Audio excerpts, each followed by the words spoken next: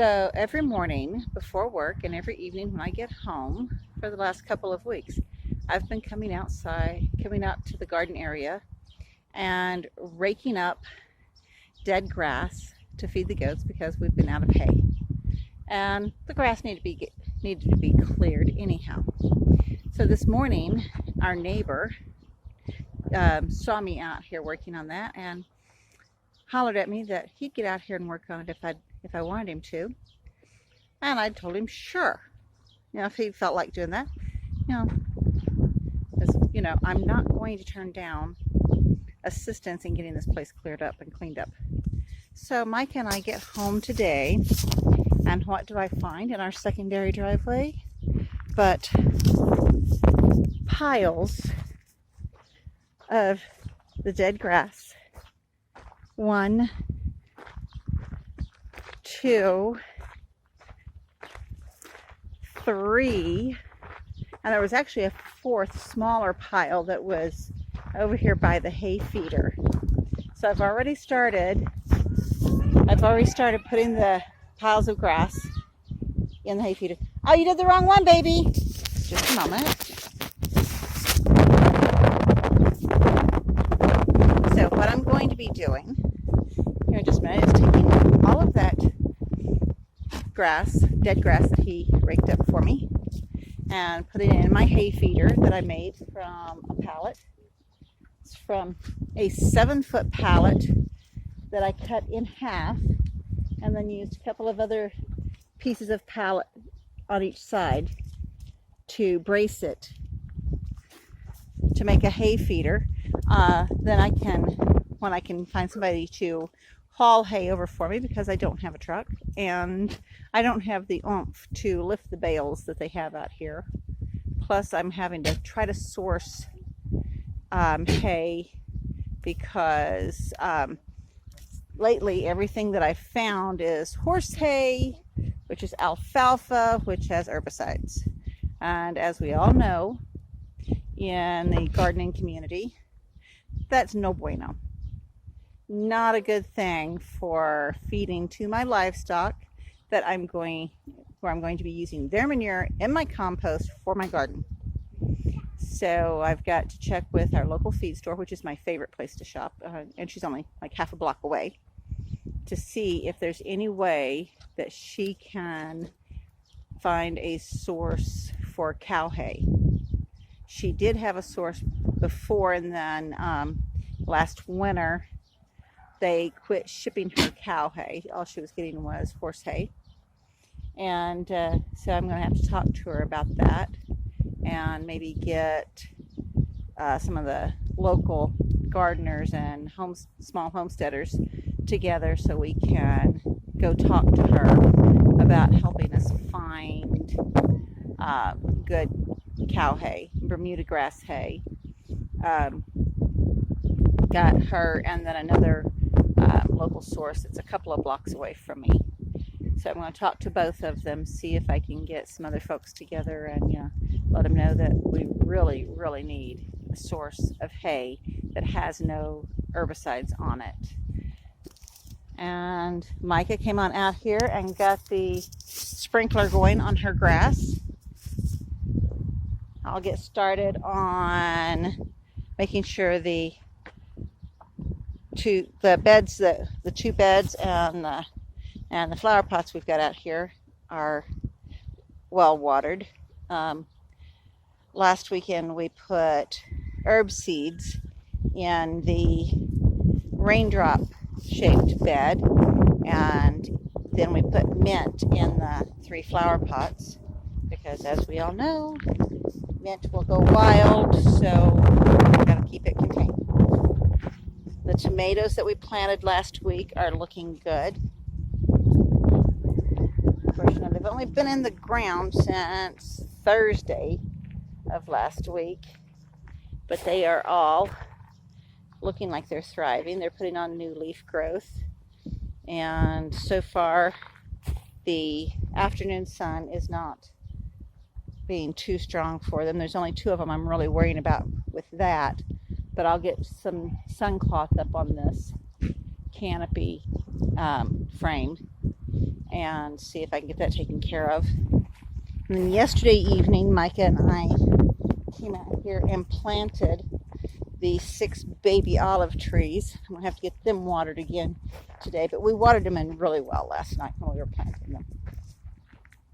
And I've got to go around and find some more rocks around. Of course, we've got an ample supply of rocks to put around them so that no one accidentally steps on them. That's the first one.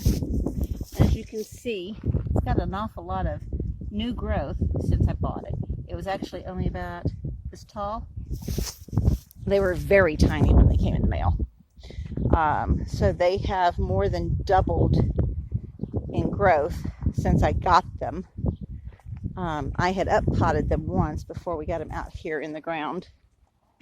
But I want to use them. Oh, I didn't get that exactly where I wanted it. The third one is not precisely where I wanted it, but it's close enough. I did a lot of research on the distance for the olive trees. And if I was a commercial olive orchard, I would want them spaced 20 to 30 feet apart.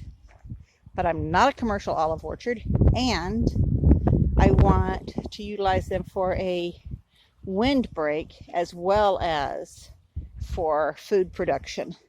So the general consensus on that is 8 to 10 feet apart. So I planted them out since they're supposed to have a spread of a diameter of about 20 feet. I paced out 12 feet from the fence, and then the fence posts on this fence are approximately 8 feet apart. So I lined them up with the fence posts and did them in a line.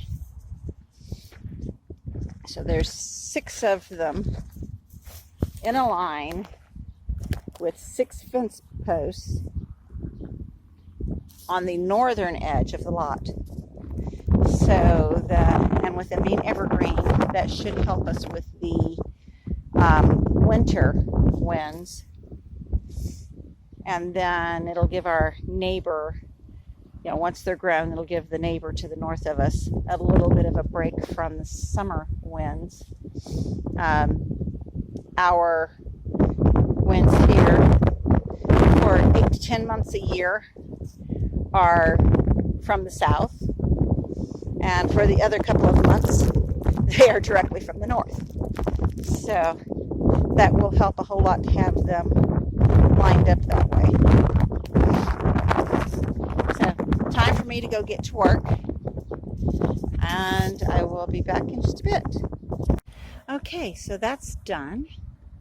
I got all 3 piles of dead grass that my neighbor had raked up into the hay feeder, and I had to do some shoving.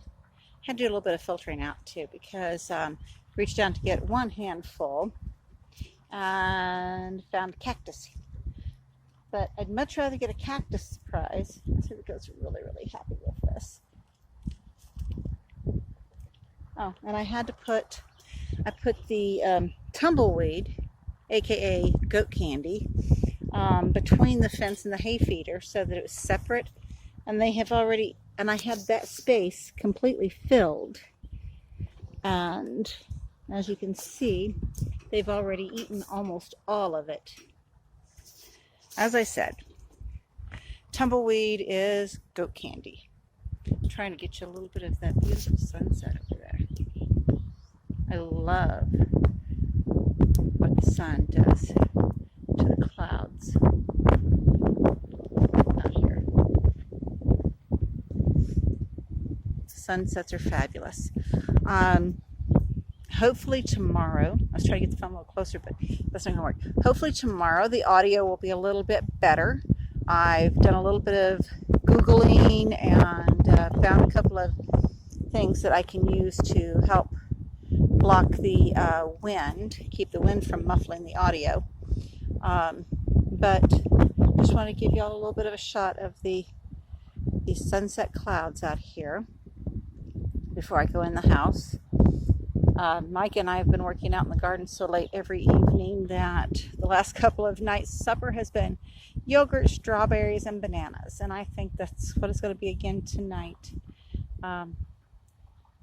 Get this water turned off. I think, yeah, that's eventually my hugelkultur bed is going to be completely soaked down underneath. The wood's going to have plenty of water, but that's going to take me a little bit of time this first season. This next weekend I hope to put in a second bed, and maybe a third, depending on how much energy I have. One of the things about being over 50 and putting in beds on your own, plus, you know, just having a few of the little creaks and stuff in the bones that some of us have our entire lives and some don't get until we're older. Putting in those beds, you know, it takes a little bit of energy. And if any of you have ever heard of spoon therapy, or not spoon therapy, spoon theory, it's truly a case of spoon theory here. If you haven't looked into it, the story behind it is a good story. But it's basically, for the short version, is that each morning when you wake up, you have a certain number of spoons to last you through the entire day. That's your energy level, the things you're able to handle. Now, the number of spoons you have are dependent on several things.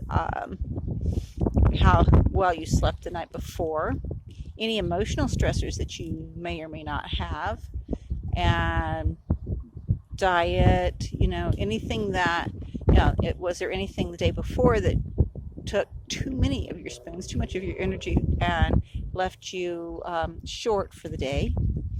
But however, even if you have the best of days, whatever number of spoons you have when you wake up, that's what you have to get you through the whole day. Now, it may take a spoon or two to get up out of bed and get dressed. It takes a few spoons to go out to, you know, get up and fix your breakfast and your coffee. It takes one or two. If you're like me and you have chores to do in the morning, well, that's going to take a few spoons. Then you have to, you know, in my case, if it's a weekday morning, I have to get Micah up and get her ready. If it's a weekend, then I don't have to worry about that. But then you have, yeah, for me on the weekends, there's the gardening. There's any things that I haven't gotten done during the week with the livestock. And then there's the laundry and the housework and trying to get caught up on everything that I've not gotten done in the previous week.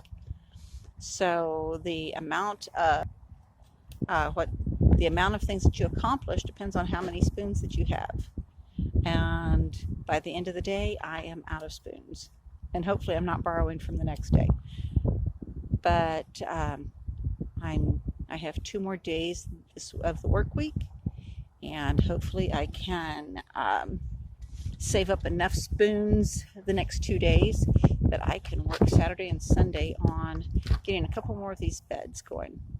But on the positive side, as long as it's not too hot and not too windy, and then gardening actually helps me. While it drains me of energy, it also invigorates me and gives me a little bit more oomph to get things done. So carrying on here, and I think part of that is, especially with this type of garden bed, the hugelkultur beds, digging the hole that you have to use to get started and filling everything up in it. The energy expended helps me to get rid of some of the stressors from the week. And that's a wonderful thing, because, you know, we all have stress in our lives. And then anybody out there who's a single parent, or even if you have a partner, but you have young children, you know there's a stressor right there. Keeping the household going. There are stressors. As much as it's blessed, as many blessings as we have, there are also stressors that go along with each of those blessings. Anyway, I need to go in and get Micah fed. I'm very happy with the blessing that my neighbor gave me by raking all of this up so that all I had to do was fill this hay feeder. I don't think he realizes what an awesome blessing that was, and just how much of a relief that is for me to not worry about raking up, every morning before I go to work and every evening when I get home from work, raking up dead grass to feed them while I try to find a source for herbicide-free hay. And then maybe with the sprinkler the way it's going, maybe I can finally get some grass growing out there in this back lot with the goats. That would be a lovely thing. Y'all have a blessed night. Take care. Sleep well.